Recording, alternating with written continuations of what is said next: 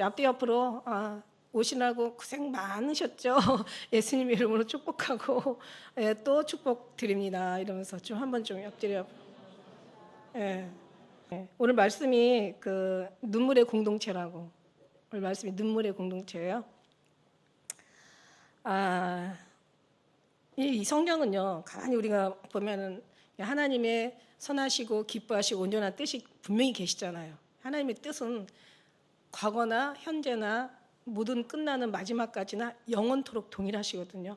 주님이 막 회전하고 막 모양이 그림 막 변하시고 이러면은 정말 우리 이거 완전히 뭐 태양이 돌다가 그냥 저 태양을 이 지구가 태양을 중심으로 돌다가 멈추는 거랑 같은 거 이거보다 더 무서운 거예요. 하나님의 마음이 변하면 안 된다는 거예요. 하나님은 항상 어제나 오늘이나 이제 내일이나 영원토록 동일하신 하나님이세요. 하나님의 선하시고 기뻐하시고 온전한 뜻은 확실하게 주님은 확실하게 말씀 속에서 변함없이 그냥 하나님의 뜻은 그대로 말씀이 기록된 대로 주님 그렇게 가세요. 그리고 또 한 가지는 이제 사람마다 좀 성향이 다르니까 또 하나님께서 그 사람을 키우고 다스리고 통치하는 방법은 조금씩 다르겠지만 그러나 전체적인 이제 그 맥락, 그러니까 전체적인 거는 하나님은 역시 똑같이 역사하신다는 거예요. 과거나 현재나 미래나 어떤 공동체나 또 개인이나 결국 어떤 무언가를 목적을 중심으로 해서 일하시는 하나님의 스타일은 똑같다라는 거예요. 그러니까 사람에 따라서 조금 이 사람은 이런 모습으로 저 사람은 저런 모습으로 약간씩은 좀 있지만 그런 하나님의 전체적인 큰 틀은 하나님의 전체적인 하나님의 확실한 뜻은 항상 같고 하나님의 일하시고 역사하시는 하나님의 통치하시는 방법도 거의 같아요. 스타일 한마디로 스타일 하나님의 그 섭리 하나님이 하시는 어떤 계획이나 뜻이나 일 같은 그 역사하심이 같다라는 얘기예요. 무슨 말을 하려고 하냐면 성경 속에 나오는 그 인물들을 다루시잖아요. 막 과거에다 막 광야에다 집어넣고 막 또 하나님께서 막 그냥 또 돌리시고 또 그 다음에 복 주셨다가 또 그냥 또 방자하면 또 다시 한 번쯤은 또 치셨다가 또 가서 더 부르짖으면 또 그냥 하나님이 복을 주셨다가 그러니까 하나님께서 하시는 스타일은 심판하시는 게 목적이 아니라 세우시려는 것이 목적이라는 것이 이거는 분명하다는 얘기예요. 그리고 하나님이 사람 따라 다스리는데 또 어떤 선지자와 의인들을 다루시는 거하고 또 신앙이 젖먹는 신앙을 다스리는 거하고 또 청년의 신앙을 다스리는 거하고 아비된 신앙을 다스리는 거하고는 좀 다르다는 얘기죠. 그러니까 저는 이제 오늘 제 중심으로 한번 얘기를 한번 해보려고 하는데 사실은 여러분도 같은 이제 그 하나님의 그 계획 가운데 있는 약속 가운데 있는 여러분이라는 거죠. 그러니까 무슨 얘기냐면 엄청난 여러분 약속을 받으신 분들이에요. 하나님 앞에 엄청난 하나님 앞에 사랑을 받으신 분들이고 하나님이 여러분한테 어마어마한 기대를 지금 가지고 계시는 분들이고 하나님이 이 자리 통치하시고 지배하시고 하나님께서 여기서 임재하시면서 하나님 이 공동체를 하나님께서는 정말 끝까지 승리해서 이제 예수님 오시는 그 나라에 우리만 가는 것이 아니라 하나님의 주신 말씀 그대로 이제 십자가에 또 세로가 세워지면 이제 가로도 세워진다는 거죠. 그죠? 하나님의 뜻으로 말미암아 이루어지는 거니까. 그러니까 이제 우리가 이제 하나님께서 우리를 사랑하되 어마어마하게 사랑하시는데 그 중에서 하나님의 또 우리 향한 그냥 예수 믿고 구원받는 그 정도가 아니라 이제 우리에게 맡겨주신 하나님의 사명과 우리의 비전이 엄청나다라는 거예요. 저와 여러분에게. 그렇기 때문에 여러분이 뭐 어떤 그 선지자나 의인의 어떤 그런 여러 가지 그런 것을 받는다는 그 십자가의 그 길을 간단하기보다는 못지않게 그러니까 사단의 엄청난 공격을 받을 수 있는 그 요지는 확실하게 있다는 거죠. 표적이 될 수는 있다라는 거예요. 귀신이 뭐예요? 누구를 삼켜요? 귀신 누구를 삼키겠어? 두루 다니며 삼킬 만한 자를 삼키는 거지. 귀신의 원래 삼키는 걔네들이 식재료가 뭐냐면 깨끗한 걸 먹잖아요.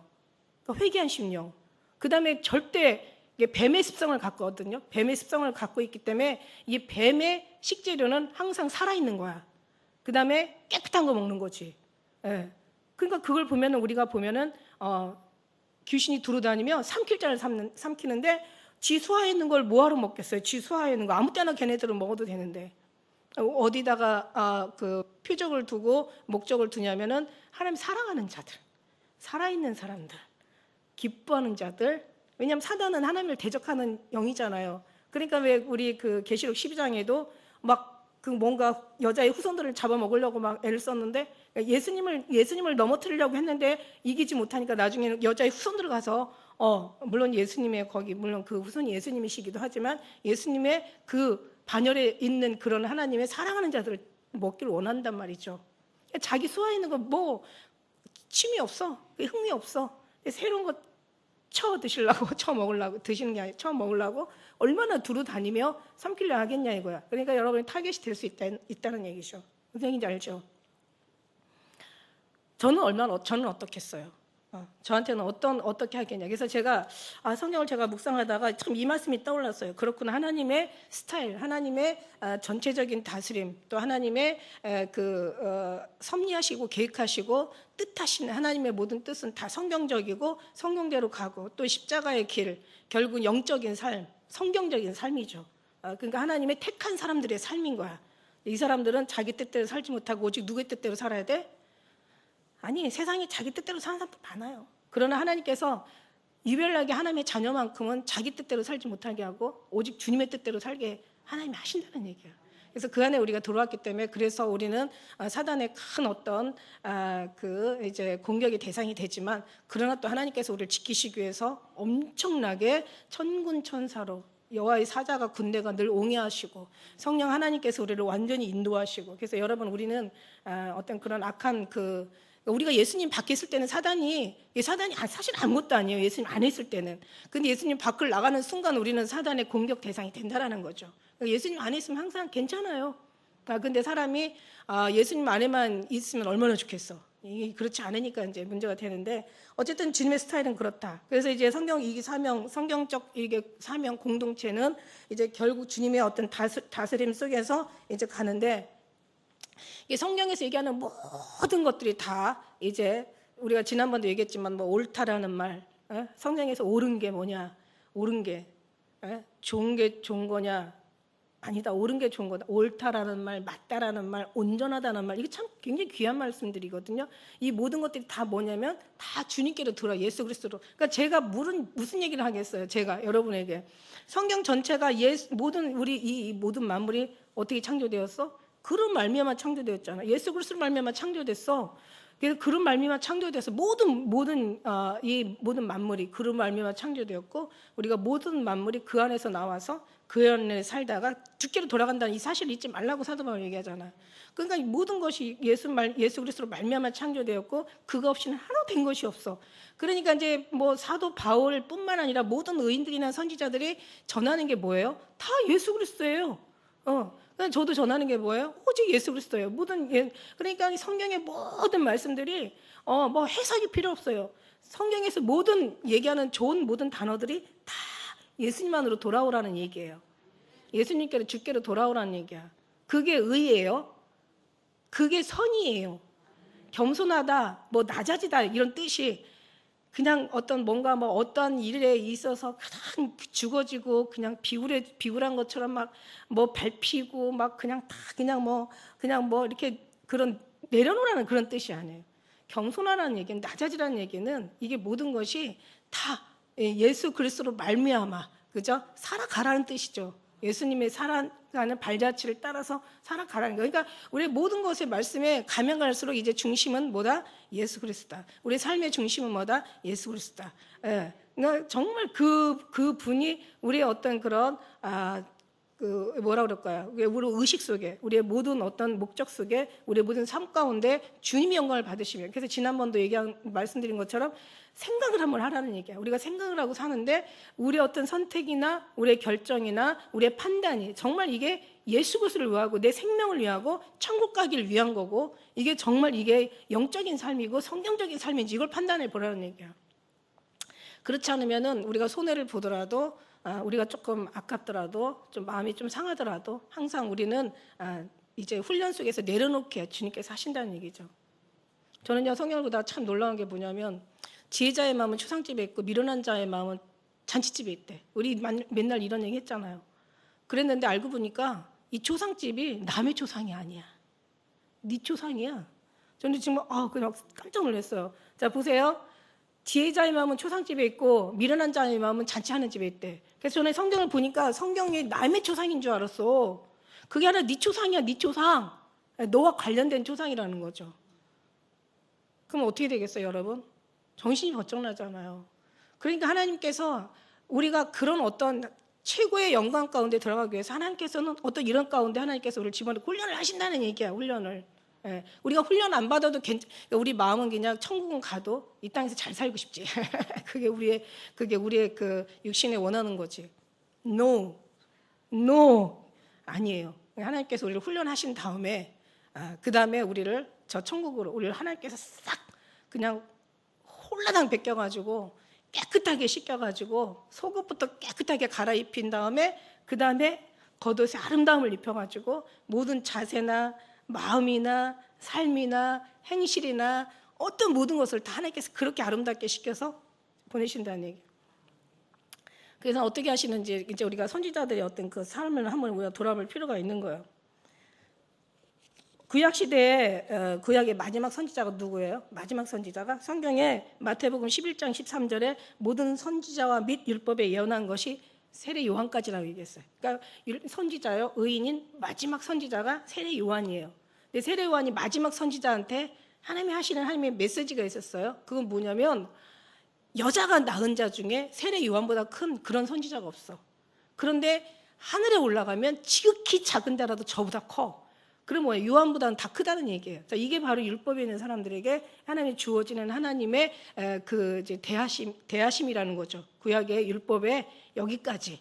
그다음에 이제 하나님께서 이제 예수님께서 이 땅에 오셔서 보내셔가지고 예수님 이 땅에 오셔서 그다음에 제자들한테 무슨 얘기를 해요? 제자들에게 과거의 의인과 과거의 선지자가 지금 예수님을 보고 있는 그 제자들한테 하시는 얘기가 과거의 의인, 과거의 선지자가 지금 너가 지금 나를 보고 있잖아. 내 소리를 듣고 있잖아. 저들은 내 소리를 듣지 못하였고 나를 보고자 했어요. 보지 못했어. 보고 듣는 너희들이 복이 있어. 이게 이제 예수님 오셔서 하신 그들의 복인 거예요. 제자들의 복인 거예요. 그다음에 그때 당시 시대에 예수님을 본 사람들의 복인 거예요. 복음 있는 자가 또 되라고 하시잖아. 근데 보고라도 믿는 자가 되라고 하잖아. 그러고 나서 이제 예수님 가신 다음에 이제 성령 하나님 보내신 성령 시대에 있어요. 성령 시대. 성령 시대에 보지 않고 믿는 자가 복이 있는 거야. 근데 성령 시대에도 지금 말세라고 하죠. 말세 지말에는 우리가 더 복이 있는 거야. 사실 따지고 보면 우리는 은혜 중에 은혜요. 영광 중에 영광이요. 왜냐면은 그 왜 성경에 보면은 아침에 그 3시에 온 사람이 있어. 3시에 온 사람, 이렇게 아침에 7시에 온 사람이 있어. 원래는 이스라엘 1시간, 7시가 1시거든요. 그럼 2시, 3시 하면은 9시예요. 그래서 9시에 또 다 나가봐. 일찍 와서 일을 하고 있는데 이 주인이 또 3시에 한번 나가봐요. 그러니까 그때가 9시야. 그 다음에 6시에 나가. 그러니까 어때? 12시야 그때가. 그때도 일할 사람이 있어요. 또 들어가서 일하라 그래. 그 다음에 나중에 어떻게 해요? 11시에 나가요. 그게 뭐냐면 나중에는 7시가 12시인데 6시, 그러니까 6시가 12시인데 말하자면 5시에 나가신 거예요. 5시에 11시에 나간 거예요. 11시에 나가니까 이게 거의 다 저물어가고 이제 1시간만 일하면 되거든요. 그때도 가서 포도원에 가서 일하라 그래요. 그러니까 이제 1시 가서 일밖에 안 해도 1시간 일밖에 안 한 거야. 그랬는데 주인이 이제 와서 계산을 하는데 한 대라를 1시간 온 사람 주고 그 다음에 다 똑같이 주니까 너무 억울하고 분한 거예요. 아니 쟤네들은 1시간밖에 일을 안 했는데. 그러니까 주인이 뭐래요? 내 약속한 거 너한테 똑같이 줬다. 너네들 것이나 가지고 가라. 내가 왜 좋은 일을 하고 너한테 악하다 칭함을 받아야 되냐? 이러면서 책망하시는 그 과정이 나와. 어떻게 보면 말세의 지말에 1시간 일하고 여러 사람 받은 그 하루 종일 일하는 사람보다 나중된 자가 먼저 된다고 거기 분명히 나와 있잖아요. 그러니까 분명히 이거 뭐냐면 우리는 정말 한시 일하는 사람들이랑 마찬가지야. 그러니까 이게 은혜 중에 은혜야. 마지막 말세의 지말에 있는 우리가 은혜 중에 은혜예요. 근데 여러분 아세요? 이 모든 하나님의 재앙은 아벨의 흘린 피부터 사가랴 흘린 피까지 마지막 이 세대가 감당한다는 거. 그러니까 무슨 얘기냐면 그 한시지만 그 한시에 정말 우리가 너무 복되지만 이 한시조차도 외면한 사람들은 이 모든 세대의 피를 다 마지막 말세의 지말에 있는 이 사람들이 감당을 해야 되는 거야. 그런데 그 사람들이 어마어마한 이 죄악을 감당해야 되는데 그 중에서 한시라도 정말 일한 사람들의 그들의 복은 이루 말할 수가 없는 거야. 무슨 얘기인지 알죠? 저는요 이런 하나님이 복을 주시려고 하나님께서 저는 하나님 성경적이에요. 하나님의 훈련하고 하나님께서 지도하시고 그 10년 가운데 말씀을 넣어주시고 천국의 백성으로 만들어주시고 다시 부르시며 이제 영원한 그 나라에 가기까지 이 모든 것들이 다 하나님은 동일하시다는 얘기야. 아브라함 부르셨잖아, 아브라함. 오늘 여기에 말씀해 보면은 이게 참 기가 막힌 일이죠. 이 예수님께서 이제 때가 다 되신 거야. 이제 그 종려 주일날 이제 올라가신 또 그 바로 전에 얘기거든요. 그러니까 이제 십자가에 달리시 바로 6월절 전에 얘기야. 그런데 갈릴리에서 다니시면서 이제 유대인들이 이제 때가 되니까 죽이려고 하는 거야. 그러니까는 이게 죽이려고 하는 거, 유대인들이 죽이려고 하는 게 참 마음 아파요. 이게 동족이거든요, 같은 동족. 이 초막절을 얘기하는 거는요. 초막절은 여러분 유대의 3대 그 명절이 있잖아. 첫째는 6월절. 그러니까 모든 정월에 15일부터 시작하는 6월절. 예수님 그때 어린 양을 잡는 돌아가시잖아. 그 다음에 이제 거기서부터 일주일 무교절이라고 있잖아. 이게 6월절과 무교절이 한 명절에 한. 그 다음에 이제 50일 지난 다음에 오순절, 77절이라고도 하고 추실절이라고 하도.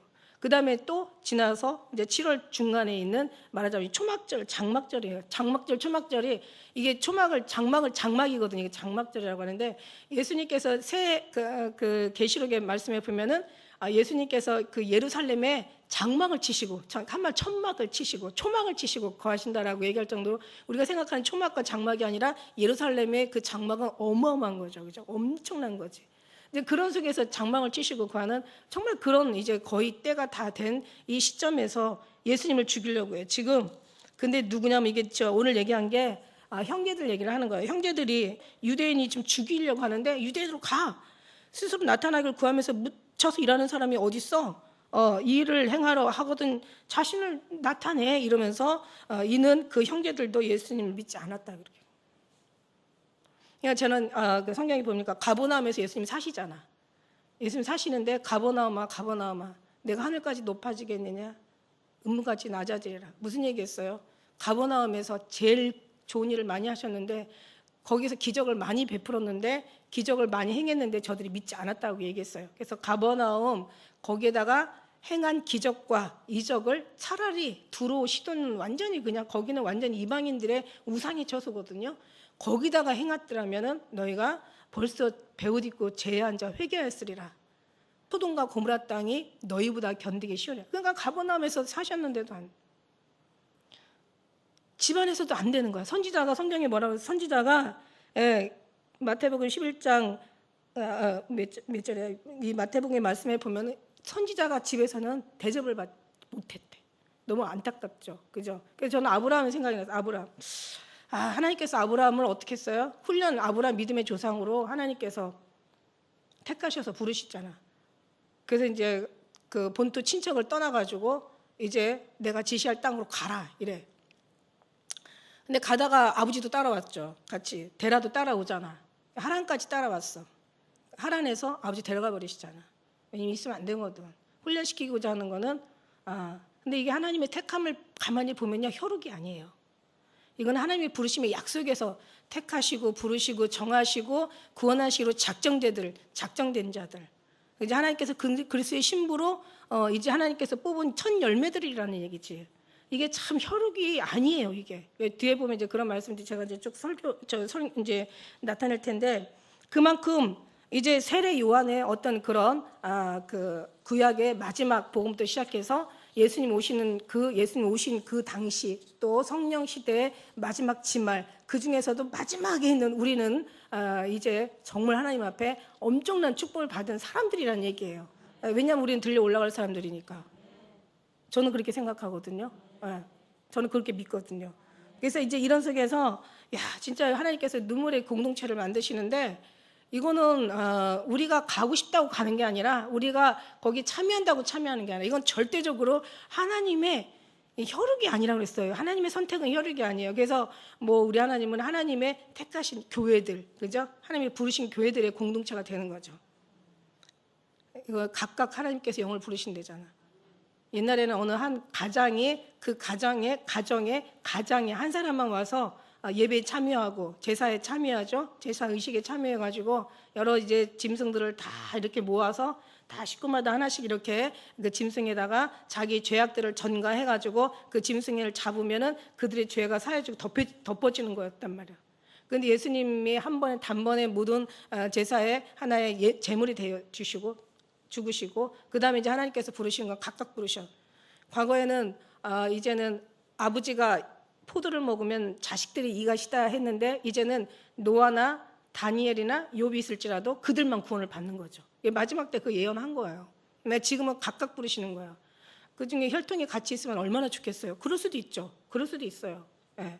그러나 과거, 현재, 미래 7교회가 있을 수 있고 전 세계에 7교회가 있을 수 있고 한 나라에 7교회가 있을 수 있고 한 교회에 7교회가 있을 수도 있고 한 가정에 7교회도 있을 수도 있어요. 여기 에베소 교회부터 라우디게아 교회까지 다양한 교회예요. 이 교회 알죠? 이거 이렇게 얘기하면 여러분 알아들어야 돼요. 7교회가 있어요. 뭐냐면 들림받을 교회가 있고 순교할 서머나 같은 교회가 있고 그 다음에 책망만 받는 사대교회 같은 이 라우디게아 같은 교회가 있고 또 책만 받고 칭찬받고 고치면 다시 살려주는 또 그런 또 나머지 또 세 교회가 있다라는 거죠. 그래서 에베소부터 라우디게아 교회까지 각장 다.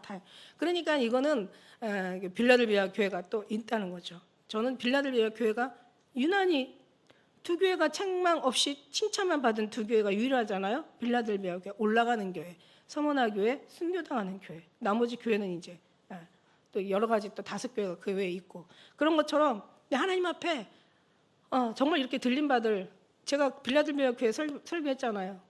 제일 교회 중에 열악했다고. 그리고 거기에 선지자가 안미아라는 여선지자였어. 아주 열악했어요. 7교회 중에서 제일 형편없었어. 하나님은 참 작은 자를 통해서 역사하시고 약한 자를 통해서 강한 나라를 이루신다는 걸 알았어요.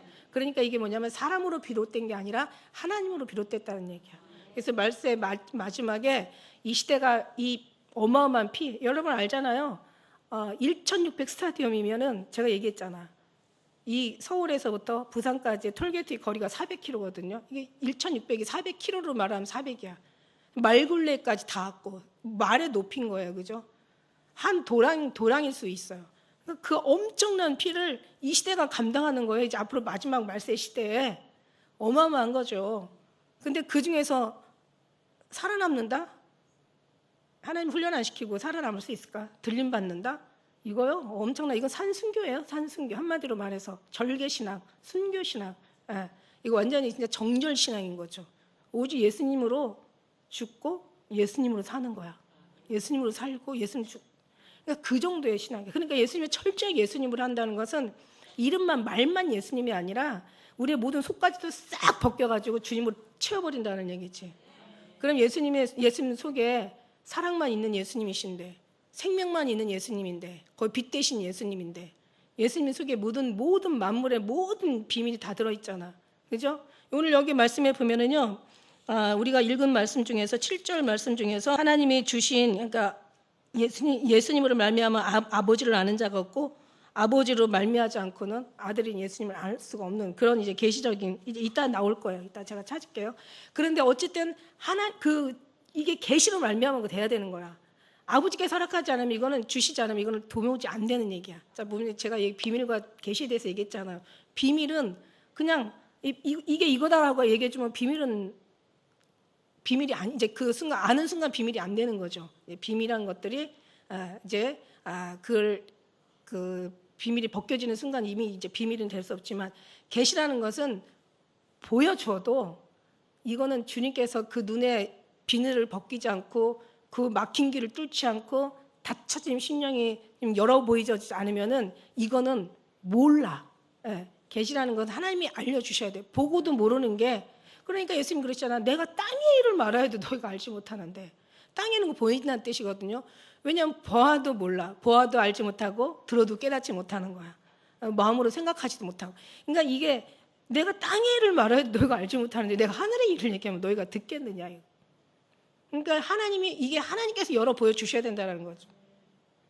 그러니까 여기 말씀 속에서도 아브라함도 그렇게 했고 불러냈잖아요. 그래갖고 철저하게 하나님 훈련시킨 거야. 야곱도 마찬가지. 야곱도 그냥 그 아버지 집에서 뚝 떨어뜨려가지고 그냥 가나안으로 보내잖아요. 가나안으로 보내서 거기서 또 훈련받자. 애굽에서 가나안으로 보내. 거기서 또 훈련받아. 또 누구예요? 요셉도 그냥 형들한테 팔려가지고 또 그 애굽으로 또 가잖아요, 그죠? 또 거기서 또 훈련받아. 모세도 마찬가지야. 모세도 그냥 왕궁에서 있다가 거기서 또 그냥 또 여차여차 해가지고 다시 또 그냥 미디안으로 가가지고 거기서 또 40년이라는 훈련을 받은 다음에 또 40년을 또 일하게 되잖아요, 그죠? 그러니까 결국은 하나님께서 이렇게 외롭게 하신다는 거야. 이렇게 하나님께서 아주 그냥 그러니까 그 하나님의 방법은 예전이나 지금이나 앞으로나 영원토록 동일하다는 거죠. 하나님의 일하시는 하나님의 그 섭리와 역사하심은 같다라는 얘기예요. 그런데 그러면서 하나님의 목적이 있지. 왜? 우리를 다 주님의 사람으로 만들어 가셔야 되니까. 예, 완전히 모든 것이 다 예수님을 채워서 여러분 정말 40년 정말 이 40년 부부하고 살다 보니 부부 생활 40년 하다 보니까 다 닮더라고. 입맛까지 닮아. 마음도 닮아. 뭐 무슨 말 하는지 다 알아들어. 얼굴만 표정만 봐도 무슨 어떤 기분인지 다 알아. 여러분 예수님하고 그렇게 오래 살았으면 닮아야 되잖아요. 사랑하면 닮아요. 40년까지 갈 필요도 없어요. 단 몇 년만 해도 닮을 수가 있어요. 예수님의 사랑으로 닮아주시기를 축복합니다. 지금 닮아주셨으니까 또 이렇게 무슨 말을 또 제가 여러분 알아들으시고 같이 또 서로가 그러니까 이게 이제 엄청난 이게 훈련. 그래서 욥도 훈련을 받잖아. 오직 나의 가는 길. 아니 내가 하는 길 내가 하는데 왜 나는 모르냐고. 내가 하는 길 오직 그가 하셔. 나를 단련하시는 정같이 나온다고 얘기하시잖아. 그러니까 주님 앞에 딱 붙잡히면은 그때는 내 뜻대로 살 수 있어 없어? 없어요. 왜 이렇게 안 돼? 내 뜻대로 안 되니까 안 되는 거야. 아버지 뜻대로 살아가니까 안 되는 거야. 여러분 그냥 따질 거 없어. 그냥 주님 앞에 아멘 할렐루야 날 이렇게 사랑하시나 보다 이러고 가면 돼. 근데 정말 하나님이 진짜 야 지혜자의 초상집에 있다고 그 초상이 남의 초상이 아니라 네 초상이야. 딱 그 생각을 하니까 야 진짜 이거 보통 훈련 보통 빡센 거 아니네. 어떻게 해야 돼? 주님이 시작하셨으니까 주님이 마치셔야죠. 어떻게 우리는 내어드려야 되는 거지. 주님이 하실 수 있도록. 왜냐하면 주님이 하기로 시작했으면요 절대로 주님이 얼마나 그때 당시에 어마어마한 사람들 있잖아요. 왜 모세 안 간다는데 꼭 굳이 넣어야만 돼. 아니 왜 넣어야만 되냐고. 넣어야만. 그냥 성령이 택한 사람들 다 요나도 안 간대. 근데 아니야 넣어야만 돼. 너가 가야 돼. 하다못해 막 고레벨스에 집어넣어가지고 완전히 그냥 다시 니느웨로 갖다 집어 던져버리잖아요. 예레미야도 그래요. 난 아이라 말할 줄 모른다 그래요. 근데 하나님께서 택한 자는 어쩔 수 없어. 딱 택하면은 어떻게 해서든 하면은 그 사람을 고쳐서라도 쓰신다는 거야. 그러니까 그럴 때는 어떠냐면 자꾸 자꾸 주님을 거역하고 뭔가 그 벗어나려고 하면은 이제 주님이 두 가지로 보여주시더라고요. 소 갖다가 이렇게 고삐 가지고 주인이 딱 그냥 이제 바깥로 가고 있는데 안 간다고 해봐봐. 주인이 손이 놔지겠어요? 주인 손이 안 놔지죠. 이 손을 쓸기 위해서는 어떻게? 맞아야지. 안 그러면 그냥 끌고 가는 거지. 주님이 더 세시거든. 코에 막 피 나는 거지. 코피. 낚시가 딱 붕어가 걸렸어. 아무리 발버둥 쳐봤자 지 걸린 그 고리에서 피만 나고 찢어질 뿐이지 절대 그 낚싯바늘이 주인이 원하는 곳으로 가야 된다는 거예요. 하나님 앞에 한번 딱 붙잡혔으면 우리가 정말 힘들어도 우리가 많이 뭔가 진짜 아무리 앙탈을 부려도 하나님은 주님의 뜻은 변하지 않으신다는 거예요. 하나님 그러셔요. 하나님 그런데 택함 받았다는 것 자체가 너무 이건 축복이라는 거지. 근데 그 축복인 반면에 하나님의 그 모든 그 사람으로 만들어 가는 게 이게 어마어마한 육체의 고통이라는 거지. 근데 어느 경지를 지나고 나면은 너무 이게 좋은 거예요. 이거는 정말 이거 이상의 축복이 없다라는 걸 깨닫는 거예요. 그걸 깨닫는 순간 그 다음부터는 어떤 시험도 시험이 아니라는 거지. 그 순간을 이제 하나님께서 넘기는 게 너무 힘든 거지. 주님이 잘 하시겠죠. 왜냐면은 우리는 늘 표현이 있잖아. 하셨습니다랑 했습니다하고 다르다고. 다 주님이 하시는 거고 우리가 하는 거는 아니죠. 그죠? 우리는 하는 게 아니라 주님이 하시는 거죠. 하시는데 쓰임 받는 것 뿐이야. 하나님께서 훈련을 시키는 거야. 여기 보니까 너무 슬픈 거예요. 그죠? 그러면서 여기서 이제 그런 이제 어떤 그 신앙은 혈통 관계가 아니라 하나님의 선택, 하나님의 의한 거다. 부르신 거, 선택감이 부르신 거야. 그래서 4장 그 14 마태복음 4장 13절에 가면은 예수님이 가버나움에 사셨어요. 가버나움에 사셨고 그다음에 이제 우리 한번 읽어볼래야 될 게 뭐냐면 마태복음 11장 25절 한번 가볼까요? 마태복음 11장 한번 가봐요. 마태복음 11장 여기 말씀이 그 말씀이 나와요. 11장 25절의 말씀에 보면은 그때 예수께서 대답하여 가라사대 때 원래 이게 어떠냐면 우리 앞에 말씀을 먼저 봐야 돼. 앞에 말씀에 그냥 이제 막 이 21절의 말씀에 보니까 화했을진저 고라시나 화했을진저 베세다야 너에게 행한 모든 권능을 두로와 시돈에다 행하였더라면 저희가 벌써 배우딛고 죄에 앉아 회개하였으리라. 내가 너에게 이르노니 이 심판날 두로와 시돈이 너희보다 견디기 쉬우리라. 이게 누구한테 얘기하면 가버나움한테 얘기하는 거예요. 자 23절 제가 읽을게요. 가버나움아 내가 하늘에까지 높아지겠느냐 음부까지 낮아지리라. 내게서 행한 모든 권능을 소돔에서 행하였더라면 그 성이 오늘까지 있었으리라. 내가 너에게 이르노니 심판날에 소돔 땅이 너희보다 견디기 쉬우리라 하시니라. 그래서 그때 예수님께서 이제 대답하여 천지주제신 아버지여 이것을 어린아이에게는 슬기롭고 지혜로운 자들에게 숨기시고 어린아이들에게 나타내심을 감사나이다. 옳소이다. 이것이 아버지 뜻이나이다. 예, 그러면서 27절 한번 같이 읽어볼까요? 시작. 내 아버지께서 모든 것을 내게 주셨으니 아버지 외에는 아들을 아는 자가 없고 아들과 또 아들의 소원대로 계시를 받은 자 외에는 아버지를 아는 자가 없느니라. 그러니까 이게 이제 하나님께서 그 눈을 열어 보여주셔야 돼요. 모든 계시가 열려야 되는 거야. 아니 땅에 눈에 보이는 것도 모르는데 하늘에 있는 것을 얘기하면 어떻게 찾겠느냐. 너희가 어떻게 알겠느냐. 그러니까 이 땅에서도 하나님이 감추어졌잖아요. 단지 앞으로 숨은 것이 알려질 것이 없고 감추어진 것이 드러나지 않을 것이 없다라고. 이제는 골방에서 얘기한 걸 지붕에서 전파하고 이제는 귀 속에다 말하는 것을 이제는 광야에서 전파하신다고 말씀하시잖아요. 그죠? 지금까지는 들었는데 이게 마지막 때 되면 그때 가서 후회하면 안 된다는 얘기야.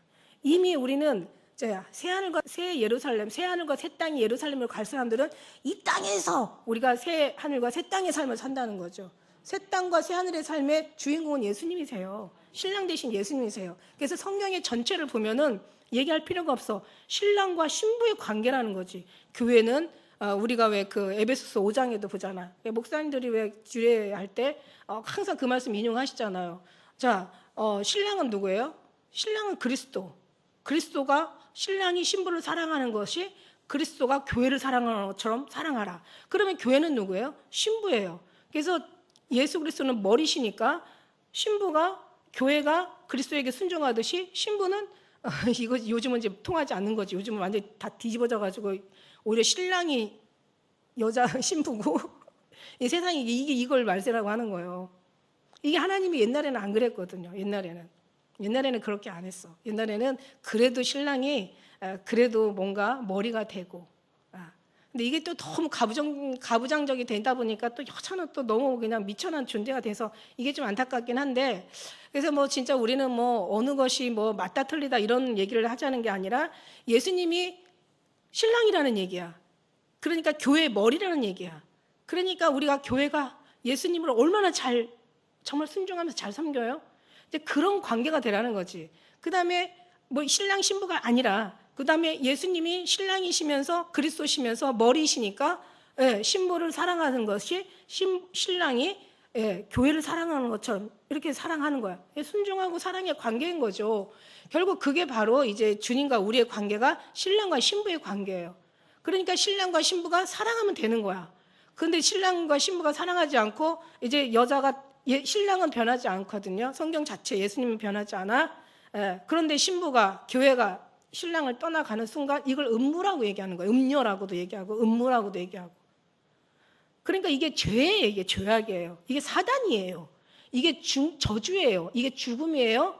이게 심판의 대상이에요. 이게요. 이게 끔찍한 이게 지옥이라는 얘기지.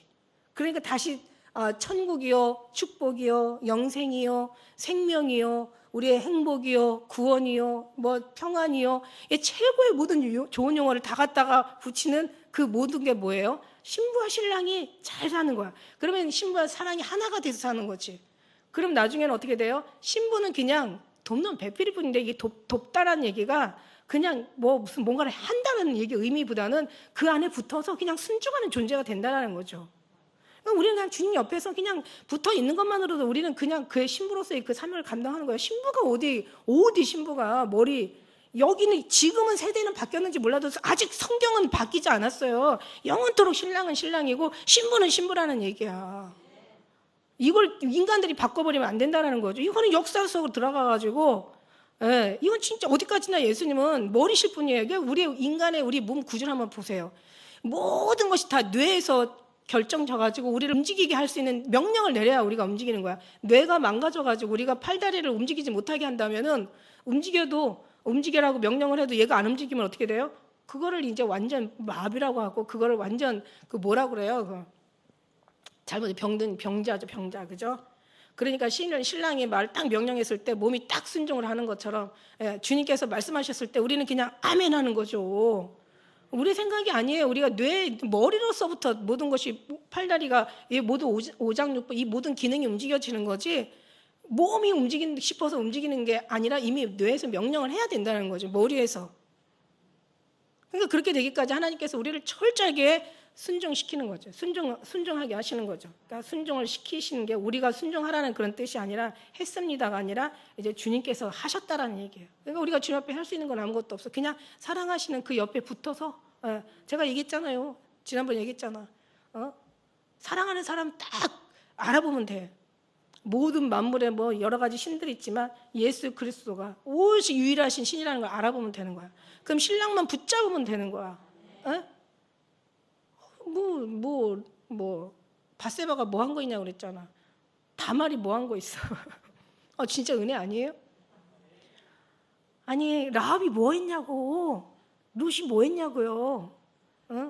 마리아가 그냥 선택받은 거잖아. 예수님 낳는 거. 난 예수님밖에 더 낫어. 그죠? 예수님이 낳다라는 거는 마리아가 난 게 아니잖아. 예수님이 마리아를 몸을 도구로 사용된 거죠. 다 주님이 하셨다는 얘기.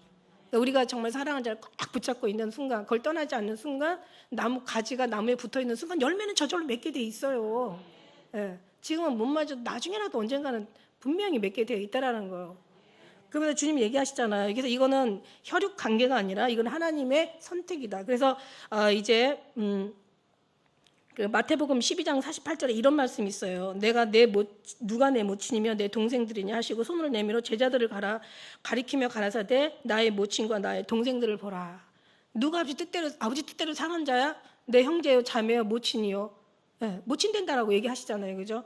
그와 마찬가지로 마가복음 10장 29절에는 예수께서 가라사대 내가 진실로 너에게 이르노니 나와 및 복음을 위하여 집이나 형제나 자매나 어미나 아비나 자식이나 전토를 벌인 자는 이게 버린 게 아니야.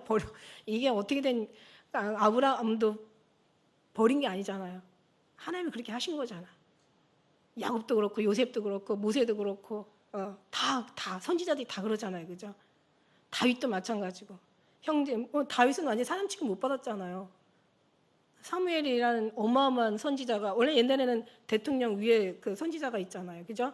임금 위에, 왕 위에 선지자가 있었죠. 그러니까는 이 선지자가 어마어마한 이새의 집에 온다고 하는데 형제들 다 얼마든지 다른 목동 시키고 일하는 사람 시키고 다윗 데려다 놔도 되잖아요. 근데 다윗은 사람 취급도 안 한 거야. 원래 시편에 보면 부모도 나를 버리고 형제도 나를 떠났다라 이런 그런 고백을 하거든요. 그러니까 결국은 다 앞을 지나가게 하는데 사무엘이 왕의 기름을 부으려고 하는데 아무도 없는 거. 이거 아니야. 아주 잘생겼는데 엘리압 삼마 괜찮은 정말 그 잘생긴 형제들이 지나가는데 아무도 아니야. 그러니까는 그래도 이 사람인가라고 이제 사무엘도 사람이니까 육신을 보게 되죠. 그러니까 나는 외모를 보지 아니하고 중심을 본다고 이렇게. 다윗의 중심에 뭐가 있었어요? 다윗의 중심에 오직 사랑밖에 없었어요. 완전히 다윗을 찬양하는 거 보세요. 그가 정말 그 이스라엘을 건진 그런 어떤 용맹한 그 전쟁의 그 용사인가? 그 사람의 시를 보면은요, 제가 고백하죠. 옛날에 처음에 제가 성경 볼 때 시가 너무 아름다워서 난 어떤 여자가 쓴 줄 알았어. 나중에 알고 봤더니 그게 다윗이 썼더라고. 그 정도로 정말 아주 그냥 예수님 앞에는 살살 녹았어. 하나님 앞에는 정말 살살 녹았단 말이야. 다윗이 그런 사람이었어. 여기서 이따 뭐 왕의 첫날보다 하늘의 문지기로 사는 하루가 좋사오니 뭐 눈물로 막 침상을 띄우고 막 그냥 뭐 다윗의 고백을 보면은요, 우리가 정말 기가 막혀요. 예, 그 정도로 사랑에 녹아버렸다는 거지. 우리도 그거밖에는 답이 없다라는 거죠. 왜냐하면 그 순간 우리는 정말 녹아질 수밖에 없고, 녹아지는 순간 닮을 수밖에 없고, 닮는 순간 그분에서 살 수밖에 없고, 사는 순간 우리는 정말 주님을 기다릴 수밖에 없고, 만나기를 소원하고 사랑하고 사모하고. 이게 마지막 예언이에요. 이게 마지막 성령이 아직 성취되지 않는 거, 아직 성취되지 않은 게 너무 감사하잖아. 여러분 막 천지 창조할 때 없었잖아. 너무 신기했을 것 같아. 예수님 같이 있을 때 너무 좋았잖아. 근데 그때 당시에 우리가 있었다면 우리도 돌 던지지 말라는 보장 있어? 똑같지? 이스라엘이 나라가 이 꼴이고 먹고 사는 게 죽을 똥 살 똥, 진짜 이거는 사람 사는 게 아니야. 그럼 메시아라고 와서 우리 구원해 줘야 되잖아. 왜 저 인간 저 가짜야 저거 막 이러면서 그냥 돌로 쳐라 막 이렇게 안 하겠냐고. 우리 돌 안 줘봤겠냐고. 그때 없었던 게 너무 다행이지. 예수님 부활하시고 제자들도 부활하면서도 그것도 잘 몰랐어요. 아니 부활하셔가지고 하늘로 올라가는데도 정말 감각이 없었어. 예수님이 성령 하나님 보내시면서 그때 예수님이 말씀하신 말씀이 진리잖아요. 보혜사 성령이 너에게 들어가면 내가 너에게 말한 것들을 다 생각나게 하리라. 그때 이제 성령 하나님이 딱 들어와 버리니까 그때서 막 제자들이 막 난리가 난 거야. 그분이 정말 하나님의 아들이었구나. 그분이 메시아였구나. 그분이 정말 구원자였구나. 그분이 생명이시고 그분이 빛이시고 막 미치고 환장하는 거지. 이미 잊고 나니까. 그래도 정신이라도 차려가지고 나중에는 다 자기들이 예수님 위해서 죽은 그 얼마나 기가 막. 결국 예수님 올라가는 것도 못 봤어요. 부활하시는 것도 그 기가 막힌 장면도 못 봤고 올라가시는 것도 못 봤어. 근데 진짜 마지막에 천지 창조한 것보다 예수님 부활하신 것보다 예수님 하늘로 승천하신 것보다 더 기가 막힌 하나의 약속이 남았다니까. 우리가 올라가는 거. 여러분 정말 여기다 주님께서 맞추셔가지고 지금 모든 말씀을 다 주님이 허락하시고요. 우리를 완전히 지금 다 베끼시고 계시잖아요. 얼마나 감사해요 지금. 이 공동체 눈물의 공동체야. 제가 정말 지금은 안 울죠. 여러분 정말 제가 7년 울었어요. 7년을. 주님이 그만 울어라. 이제는 기뻐해라 이러시더라고요. 그런데도 눈물이 나오더라고요. 제가 아주 그냥 정말 저랑 가까이 있던 사람은 아마 다 알 거야. 맨날 우리 장로님 그만 울어. 왜 이렇게 울어. 진짜 1부 예배 가서 울다가 내려오면 2부 예배에 올라가기가 싫었어요. 쪽팔려가지고. 근데 나는 왜 이렇게 하염없이 눈물이 나오는 거야. 감사해서 나오기도 하고 사랑해서 나오기도 하고 또 무거운 짐 가운데서 나오기도 하고 또 앞으로 나아가야 될 어떤 큰 여러 가지 일들에서 나오기도 하고. 근데 지금은요 정말 너무 확실하고 분명하면서 이제 하나님이 주신 그 메시지가 너무 정말 진짜 뚜렷하고 이게 너무 저희 힘이 되다 보니까 이제는 어디 가도 내가 하는 게 아니라는 거 알잖아. 주님이 날 통해서 이렇게 주님 여기까지 키우셨구나. 여기까지 임마누엘 동행하셨구나. 에베네스를 여기까지 인도하셨구나. 막 이걸 보면서 이제 그렇구나. 이렇게 훈련해서 결국 이렇게 하나님께서 때로는 정말 초상집에게 하기도 하고 그 다음에 다시 오실 주님 앞에 정말 모든 것 다 내려놓을 수밖에 없는 환경을 만들어 버린 거죠. 저는요 성경을 어디를 봐도요 이런 십자가를 지지 않으면 거기 갈 수 없는 길인 걸 제가 알았거든요. 근데 우리 성도님들 잘 알잖아요.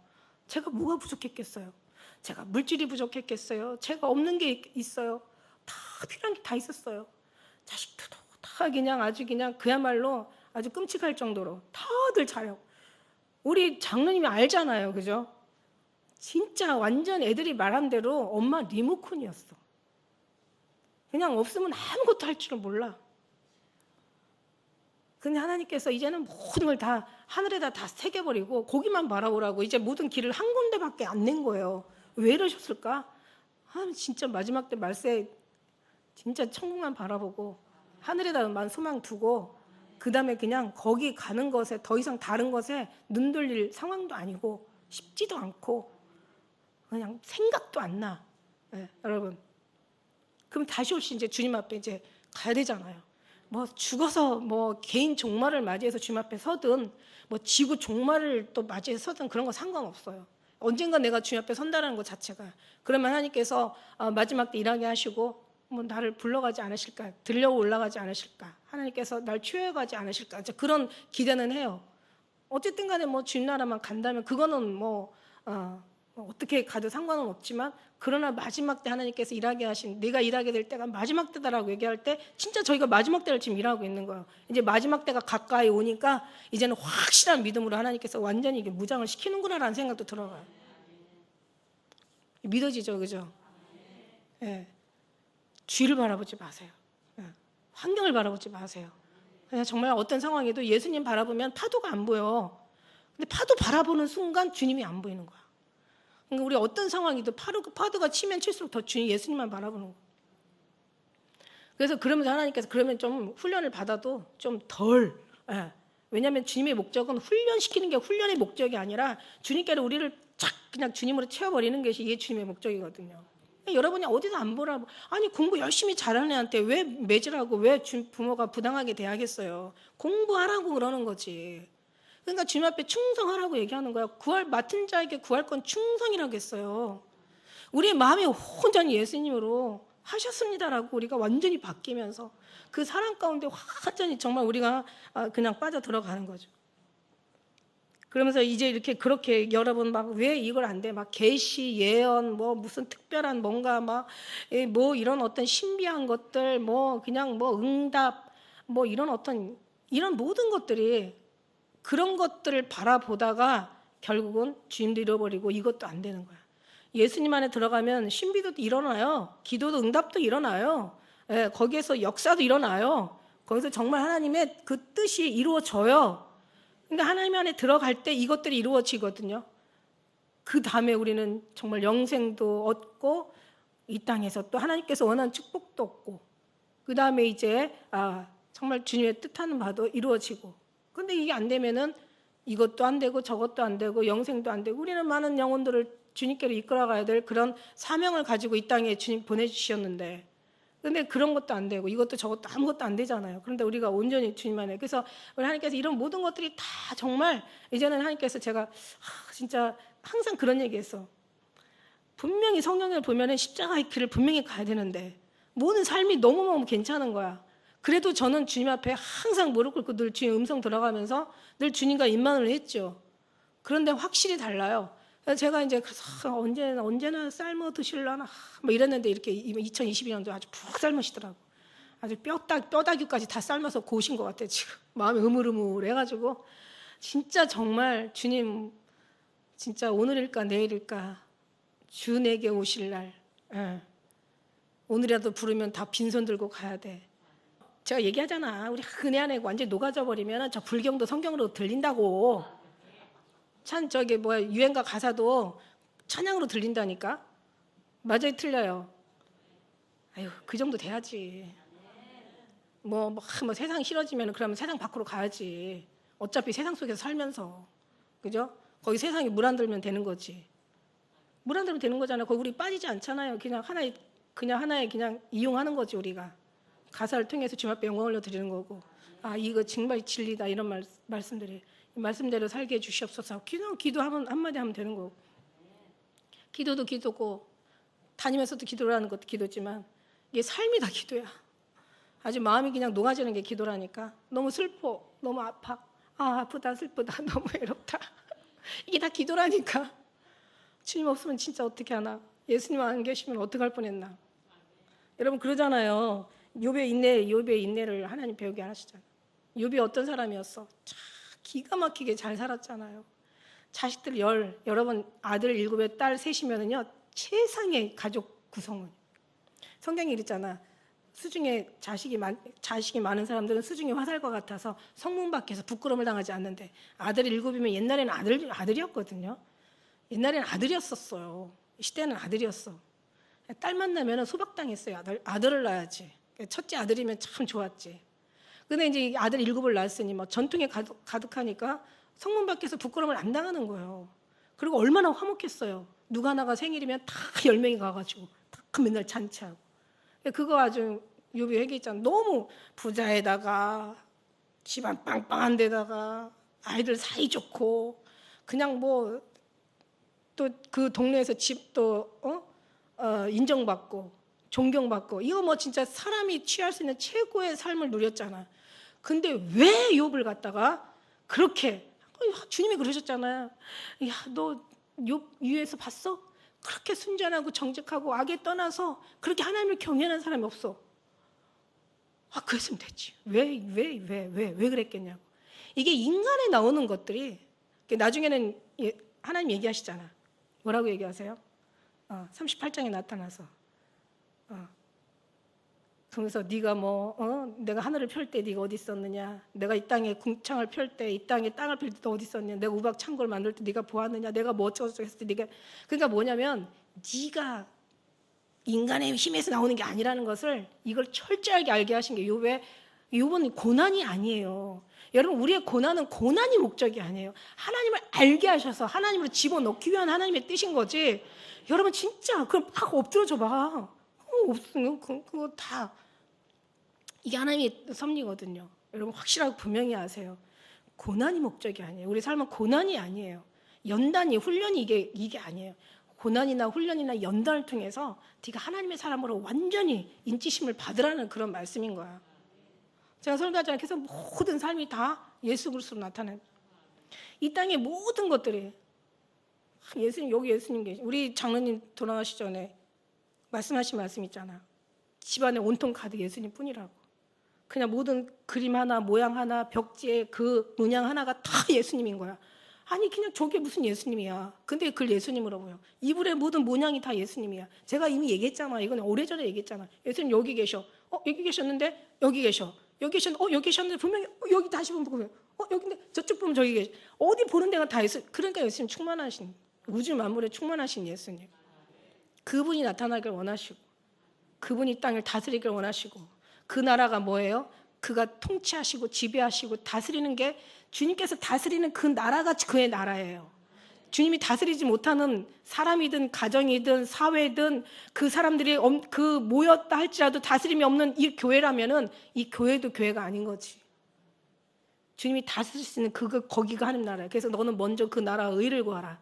그 나라가 그 의가 바로 주님이 다스리는 거기예요. 주님의 나라라고 해서 장소가 아니라 주님이 다스리는 그 사람이 그 공동체가 그 가정이 그 성도가 거기가 그의 나라가 임한 거란 말이죠. 그래서 너는 먼저라는 말이 제가 얘기했잖아요. 1순위, 2순위 먼저가 아니라고. 이게 유일하고 특별하고. 이제 그런 특별하고 유일한 그런 원래 그 헬라어로는 그게 번역이라고. 그러니까 유일하고 특별하게 그의 나라가 처음이요. 그게 시작이요. 처음이요, 나중이요, 시작이요, 끝이요, 알페요, 오메가요. 시작부터 끝까지 다 주님의 나라가 임하는 거예요. 제가 여러분 무슨 얘기 하겠어?